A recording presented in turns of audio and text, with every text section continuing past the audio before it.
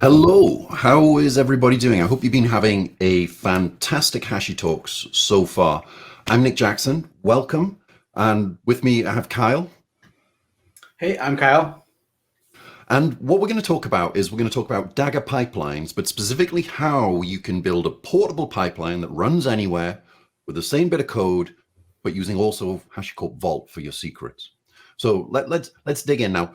I'm going to put a caveat into this. We don't have a huge amount of time to walk through the finer steps of Dagger pipelines, but there's a huge amount of great information out there. We will explain it. And Kyle, I believe you're going to do a lovely little intro for us. Yeah, perfect. So since not everyone's heard of Dagger, we'll quickly talk about like what is and how it fits into this story that we're going to be telling today. So the headline here is that Dagger is CI/CD as code that runs anywhere. And so let's break that down a little bit. So next slide. Um, as code, in this context, as code, we're talking about your programming languages that you like to use day to day. So that's like Go, TypeScript, Python, Java, Rust, Elixir, PHP, so on. We have like tons of different SDKs, but the main thing is you're writing actual code to write your pipelines. You're not writing YAML, you're not writing Bash or any of these other common configurations or scripting languages that you see kind of out in CI/CD today. And so by writing code, that brings a bunch of advantages that we'll go through today. One of them being testing. You can write tests for your pipeline, so when you make changes, you're confident in those changes. But that also means like developers and people who aren't CI/CD experts can own their portions of your pipelines as well. That you don't have to have these YAML wizards owning the whole stack. You can share the ownership. So the next component of that, if we move it along here, is if we look at this real quick, this is kind of how that multi-language approach works kind of in the stack, and we'll see this in play when we actually go through the demo. But we've got a bunch of different SDKs, and those are all working together. We've got modules that you can take these reusable components rather than reinventing everything from scratch when you start up a new project. So you can take these building blocks, piece them together into your pipelines, and then the engine will run that wherever you want to run CI. And you can see that visualization in cloud as well. So the next part of that was the runs anywhere part. And that's kind of the key to our demo today. So it's worth highlighting. So yeah, if you want to kick it forward here, runs anywhere means literally anywhere, right? So any CI platform that you might run on, any machine, you can run it on all your dev machines. You can run it on your Roomba. Like, it doesn't matter. Your CI/CD should be able to run anywhere that you can run code. And so if you look at the next slide here, so that means running the exact same pipelines in the exact same way. So it's, again, we're not talking about bash scripts where I can write a bash script and I can run it on my machine. Nick can run on his machine, and we might get maybe the same result, maybe not. The difference here is that these pipelines aren't just running commands. You're also defining what environment those things are getting run in, what tools those environments have. So you're constructing these pipelines out of containers and putting specific files in those. So you're building the whole pipeline and not just a set of commands. So that's the main difference in what we're talking about here. So yeah, I think we can look at some code and see what that actually looks like in practice. So I'll kind of give some overview of some of our Dagger code for the demo, and then Nick can drive it forward here. So looking at this, so this is our project that we're going to be demoing today. And what we're looking at right now is this kind of our main pipeline. So we've got this function, and again, we're using Go for this example. But like I mentioned, like, you can write these pipelines in whatever language your teams are most comfortable with. You can mix and match multiple languages, whatever works for your specific team. But in this case, we're going to be writing Go. And so we've got a set of functions, and these are just different tasks that we want to do in our CI, right? So this all task, for example, is going to be something that wraps all the different tasks. So we can see we're going to be running things like unit tests, builds. We're going to be doing Docker builds and pushing our images to places. And we're going to be deploying the Kubernetes. So that's going to be the really cool part coming up. But what this actually looks like with Dagger, and this is, again, just Go code, but we're using this Dagger SDK to build these pipelines. So again, I mentioned we want to be defining not just the commands we're running, but where and how those commands get run. So using our SDK here, we can say, all right, give me a container, as in like a Docker container, and that container is going to be running Golang 1.22. And so here's that portability, right? If it doesn't matter what version of Go I have on my machine and what version of Go Nick has, our pipeline is going to be running this unit test with Go 1.22. And since we're just in code here, if you wanted to say, let's run this on 4 different versions of Go, you just write a for loop and iterate through different versions, right? It's that easy. You don't have to rely on some like YAML matrices or anything like that. So yeah, we're defining specifically what runtime we're going to be using for each of these steps. We can put our files into these containers. We have caching, so each of these steps are automatically being cached in the Dagger engine. So if I run this and then run it again, everything's going to be cached.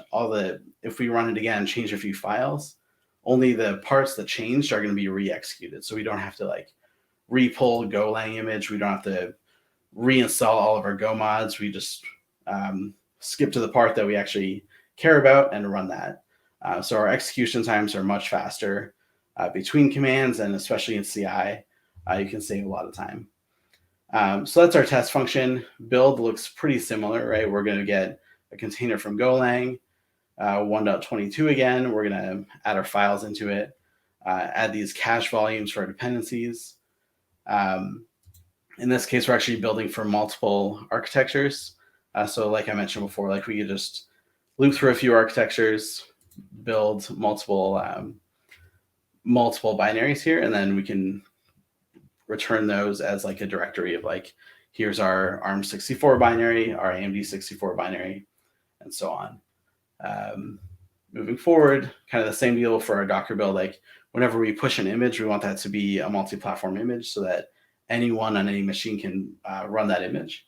And so again, we're going to go through our architectures, build a container for each of those, almost like doing a Docker build-x, if you're familiar with that. But we're just doing this in code. And then we can push that to Docker Hub right here by just saying publish. And again, we've got these little type hints, so you don't have to memorize all this stuff like I have.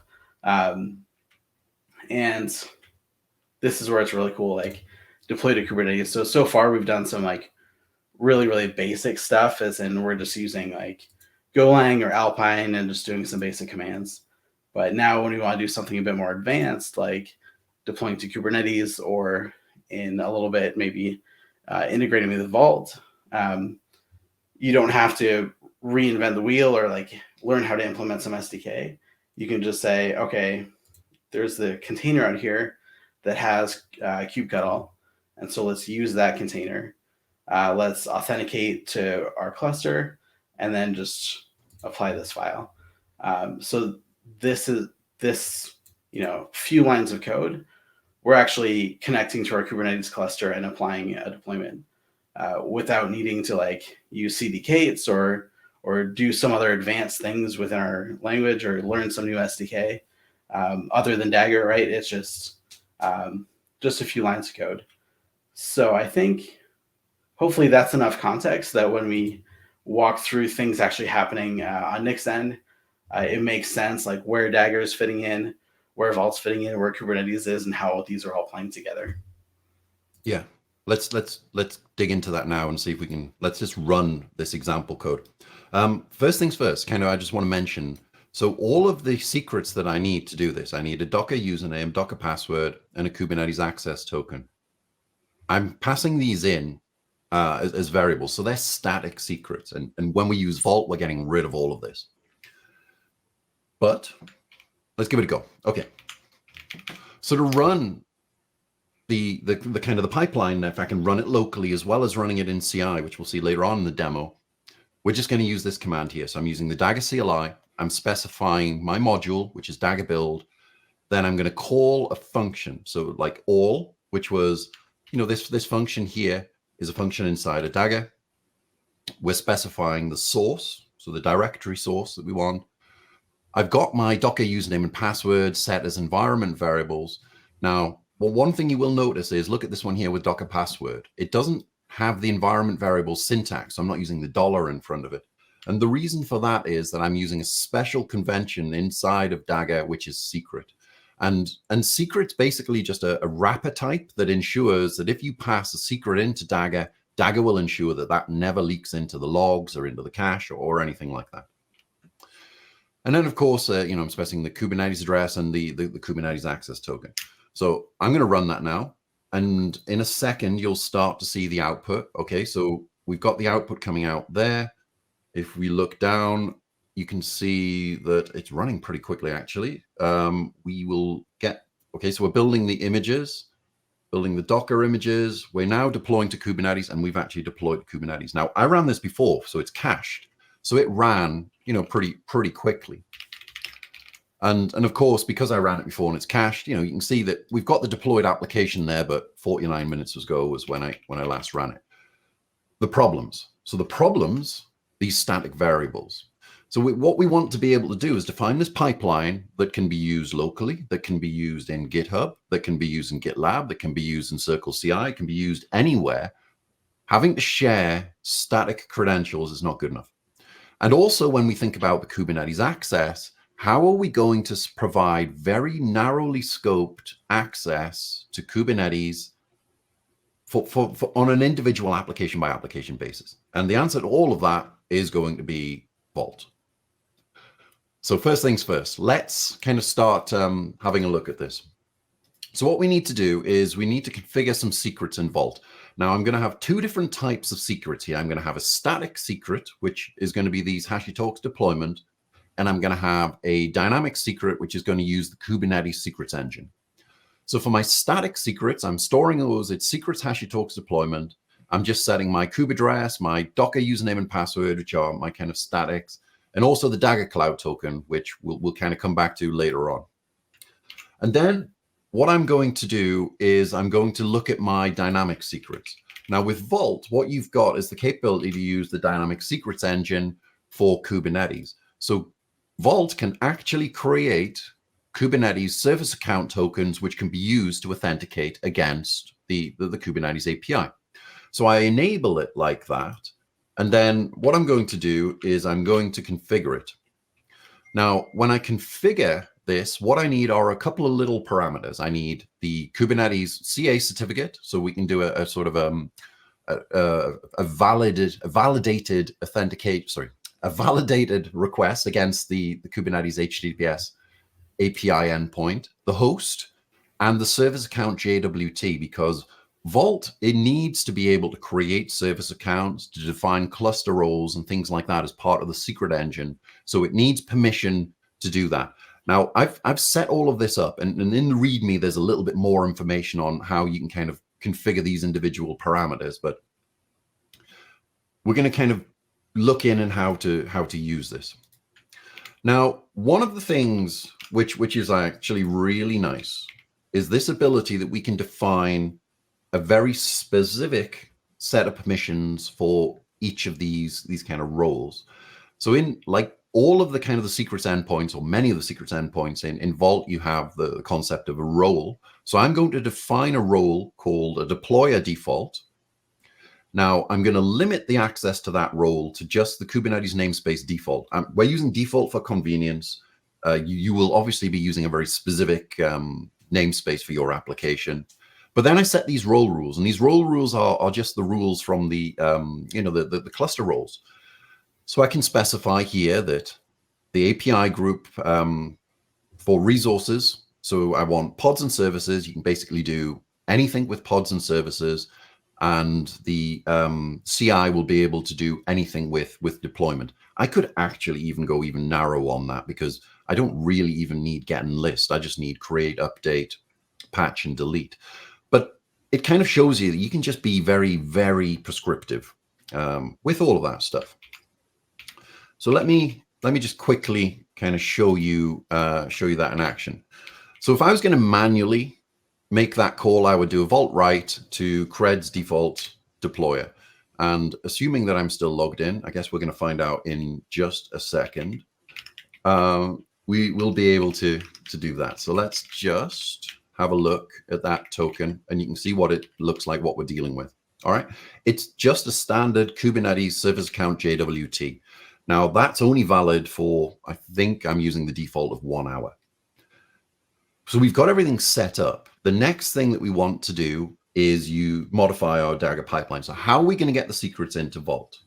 Well, we could write a bunch of code which would interface with Vault's API, or we can use modules inside of Dagger, and we can actually just make this super easy for ourselves by using a module that I've already created. So the Daggerverse here, we've got this module, which is Daggerverse Vault. And what this allows you to do is basically grab secrets from Vault and return that JSON secret bundle as a JWT. Sorry, as a JWT, I got that on my brain, as a string. So the kind of the write command is there, the read command, and also kv get, corresponds exactly the same to the CLI, but it just means that we don't have to write any of that boilerplate code. We're just using a module, which is far better. And let's go ahead and kind of do this. Now, I've already added the module. I am limited on time, so I'm going to try and cut some corners, but most of this will be live. So let's go through and start modifying our code. Now, the kind of the first thing that we want to do is define a type which is going to kind of encapsulate all of our secrets that's going to be returned from Vaults. So we can call that Vault secrets. Let me see if I can just scroll down a little bit so you can actually see what's going on. And we're going to add some properties onto that. So I'm going to add the Kubernetes access token, and I'm defining that as a secret. And the reason, again, that I define that as a secret and not a string is because Dagger will ensure that that never leaks out into any logs. I'm doing the same with my Kubernetes address. That's just a URL, that's fine. And then the Docker username and the password, again, also as a secret. Now, what we can do is let's add a new function, or a new method actually, to our build. And we're going to call this fetch deployment secrets. Now, what fetch deployment secrets is going to do is it's going to enable me to kind of fetch my deployment secret. Now, what I want to do is I want to create this for OIDC. So OIDC. All right. Now, with the kind of the setup there for the OIDC, we need some properties and some bits and pieces that to get that OIDC token. Now, this actually has a number of different approaches, whether we're using GitLab or whether we're using Circle CI. And we'll kind of see how we manage that in a second. But for this function, what I'm going to do is I'm just going to specify the Vault host, the Vault username. Let me see if I can scroll this down a little bit for you. The Vault password. Well, we're not going to use the Vault password. We're going to use OIDC for the authentication. So we'll use the Vault namespace. And then we're going to use the JWT. So we're going to specify JWT as a secret. And we are also going to specify the auth path. So the JWT auth mount path.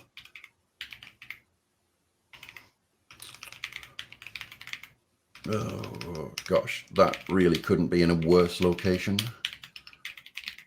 Thanks very much for that. But that's because I've got it zoomed up. And let me just change that to 0 for the time being to complete. So the first step is let's create a sub pipeline in Dagger. And to do that, what I do is I'm going to use this DAG pipeline. And this allows me, it's just going to kind of help to aggregate all of that information under the correct heading. And then I can construct my Vault client.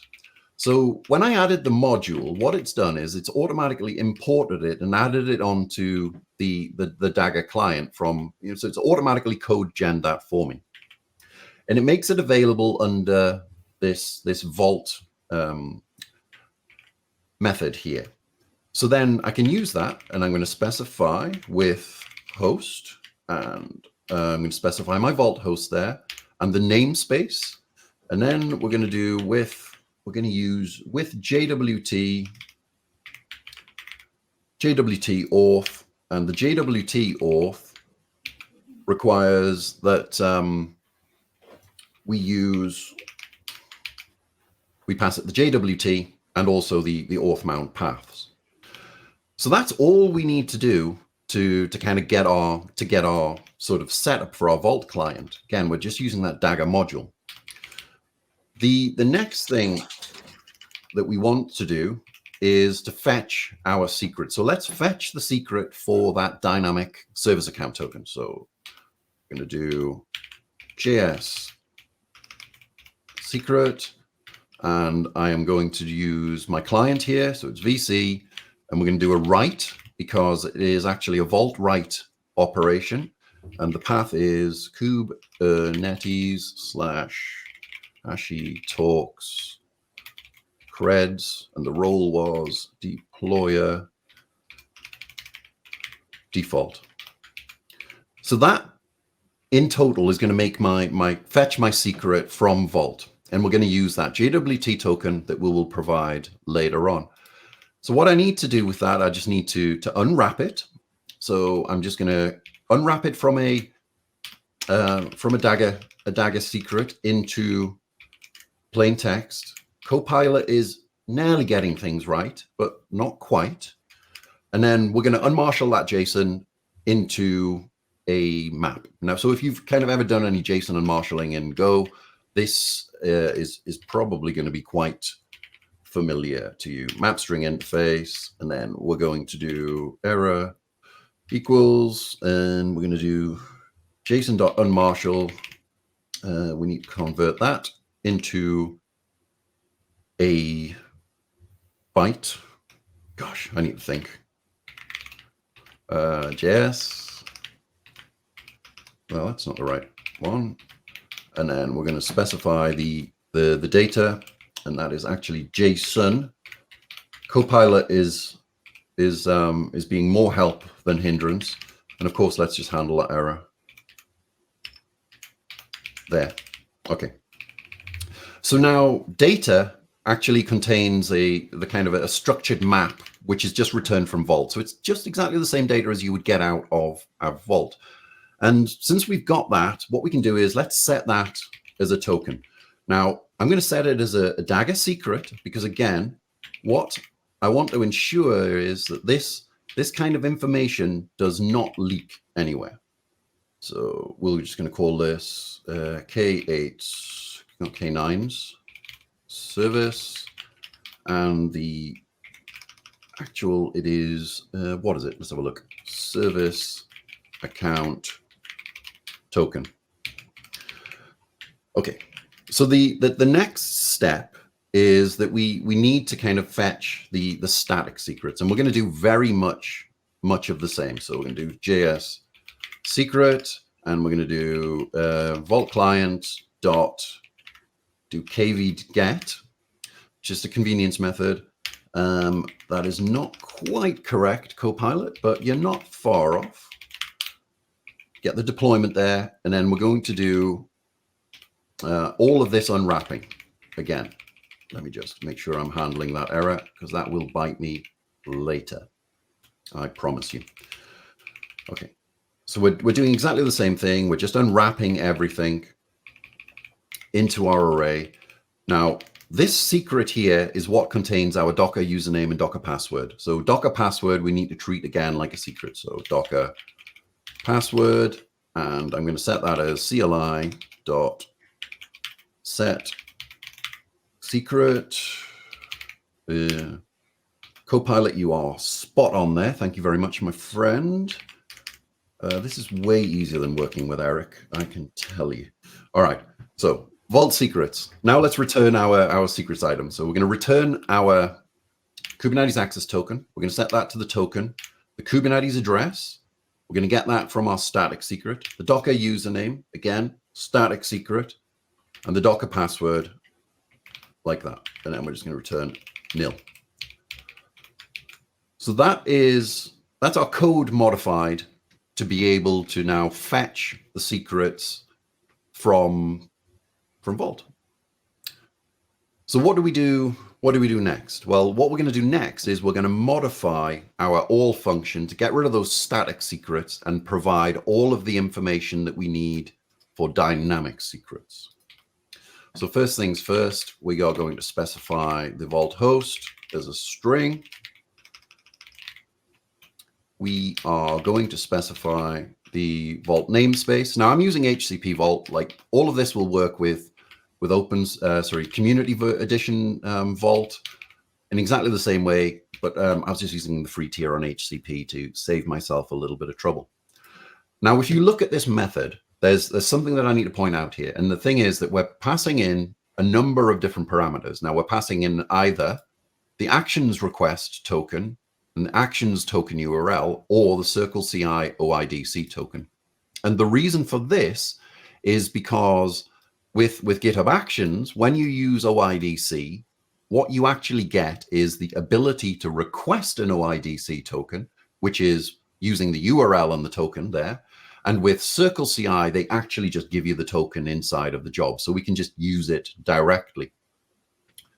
So to kind of manage that, I'm going to write myself another little helper function here. I'm not going to save you, like make you sit through the pain of listening to me, but I'm just going to copy pastor it. But basically what we're doing is we're defining this function, JWT auth details. It can understand the access token and the Circle CI OIDC token. And if we're using the actions request token, yet again, we're going to use another Dagger module. This time we're using the GitHub Dagger module, and that has a function get OIDC token, which will do that HTTP request for us and then return the token directly to us. So then we set that as a secret here. And of course, if we're using Circle CI, then we're just going to set the auth path and JWT. Again, auth path and we're setting using two different auth paths because when I show you how the setup works on this, we do need to kind of have two different authentications because we've got different claims and things like that. All right, let's go back through and now let's just set this all up and get it all working. So the first thing that I'm going to do is I'm going to get my JWT and my auth path, and I'm going to use my new function to do that. And then what I can do once I've got that auth path is I can fetch those secrets from Vault. So secrets, and we're just going to do fetch deployment secrets OIDC. We're going to specify our token and our auth path. That returns us secrets here. And now we can replace these hard-coded credentials with our nice dynamic credentials. Kubernetes access token, secrets, and secrets. All right, there we go. Awesome. And that's it. So we are like done now with everything that needs to kind of modify the pipeline. It was fairly painless. There's a couple of things we need to set up inside of Vault, and let's look at those before we see it all running. The things we need to set up in Vault are the JWT auth endpoints. Now, for GitHub, I'm going to use the command here, vault auth enable, and it's just the JWT authentication engine. I'm specifying the path of JWT GitHub there, and then we're going to configure it. So let's look at the configuration. Now, all of this is available. You can see all of this in the Vault documentation. It's also detailed in our README, because I appreciate I might be going a little bit quick. But you know, we're gonna write that to the configuration. We're specifying the bound issuer and the OIDC discovery URL. What are these two parameters?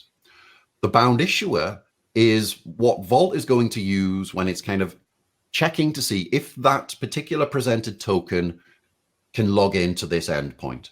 And the OIDC discovery URL is where Vault will retrieve the JWKS to validate the signature of the token that's been presented to make sure that it has actually come from who said it has come from. So you can't forge a JWT and kind of just present it to Vault there. And once we've kind of got that set up, then we need some policy. And the policy that we kind of need to set up is just kind of allowing very specific access. So we're going to create this policy called Kubernetes deployer, and it allows access to generate Kubernetes cred secrets for the default deployer, and also access our secrets there, our static secrets there. And lastly, very lastly, all we need to do is create a role. So the role is going to kind of be what is used by the authentication. Now we're going to have a role which is specific for GitHub, and we're going to have a role which is specific for Circle CI. This is why we need two auth endpoints, because the details are going to be different. I'm going to show you what these kind of details are. So we're saying it's a JWT role.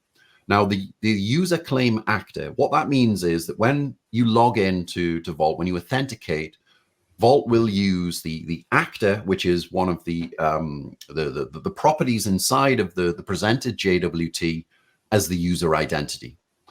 So we're setting that there. Then we're setting the bound claims. So the bound claims, so repository is one of the claims inside of JWT. That's created by GitHub, and they set that to be the name of the repository from where the GitHub action is running. So in this instance, Nicholas Jackson demo Dagger Vault. Now, when the presented JWT is passed to the authentication engine will check the issuer, it'll validate the token, and then it's going to check these bound claims to make sure that everything matches, because you could have a JWT from another repository, which is still a GitHub JWT, and it's still bound to the correct issuer, but it's got different claims. So that's why it's important to have this additional bound claim check. And this could be the repository. You can do branches. You know, there's a lot of metadata properties which are added as claims. And then if everything works, we give it this Kubernetes deployer policy. And I'm setting a TTL here again of 10 minutes. So the authentication is only going to be valid for 10 minutes, which actually is, you know, exactly what we want, because that's long enough to be able to fetch the token. All right, proof of the pudding. Let's check this out and see if we can make it work. Now, let me find the right browser window. Is it this one? It could be. It is. We're on a roll. Okay. Now, I'm going to do what every good developer should do, and that is completely bypass any form of testing, any form of PRs, any form of anything like that, and I'm just going to modify this straight into code. We've got about 5 minutes, absolute tops left on this demo here. So let me just update my code. I'm going to change that to version 6. I'm going to commit those changes, and I'm going to have a look here, and we can see that GitHub action is kicked off. Let's see what's going on in that GitHub action. So GitHub, workflows, build YAML, and you can see there's not a lot here. Really, this is the only bit that you need to concern yourself with, because this is the bit which actually runs the Dagger build. So we're running the Dagger build. We are specifying the vault address in the namespace, and we're specifying the actions request token and the token request URL, which is all that our Dagger module needs to fetch the OIDC token for GitHub Actions. Now, I've got an additional step here where I've actually added a little bit to my code, because I'm going to store my Dagger Cloud token also in Vault, and I'm going to fetch my Dagger Cloud token to use with Dagger Cloud with Dagger, because Inception, right? And that's awesome. So this is all running. We can also see that it's running in Circle CI because I'm pushing this to both. But let's have a look at the workflow here. Let's dig into it, and we can see, go into the build. We've got obviously very verbose output. but this is our kind of our debug log. So we're running our pipeline now. It's currently running the tests. We can see there that the tests have just passed. We are now building for AMD 64, and that's going to go through. Okay. While it's doing that, I am going to quickly bounce over here because I am up against the clock, and I'm going to show you the Circle CI workflow.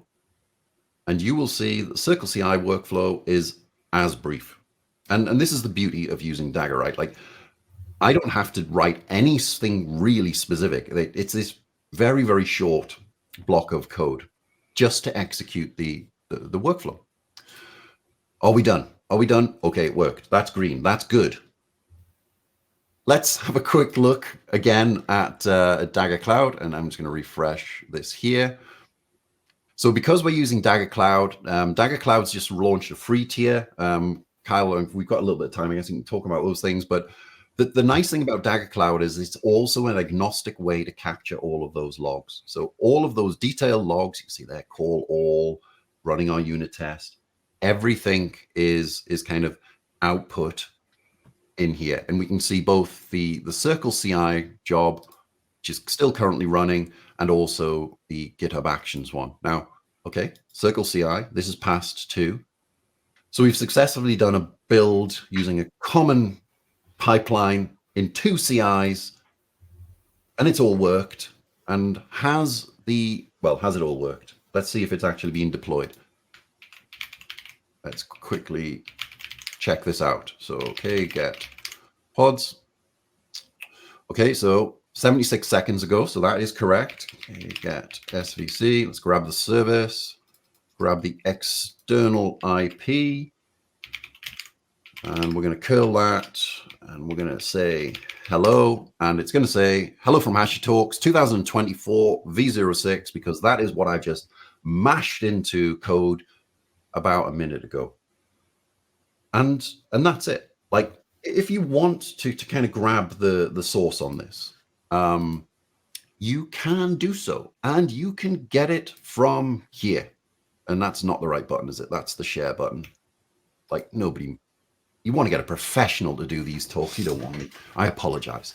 But you can grab the source code from there. There is a README which goes into detail for how Vault is set up. And well, I mean, we're done. It's all good. It's perfect. Kyle, I mean, it's perfect, right? We love this. Yeah, that's awesome. I mean, we can see how with Dagger and Vault together, we made that portable between different CIs and, on dev machines as well, without needing to copy paste any secrets into GitHub or Circle CI, which is the dream. Awesome. Well, thank you very much. Until next time, I guess we'll see you soon, and try this out. Hit us up in some comments. We're happy to help out. We love this stuff.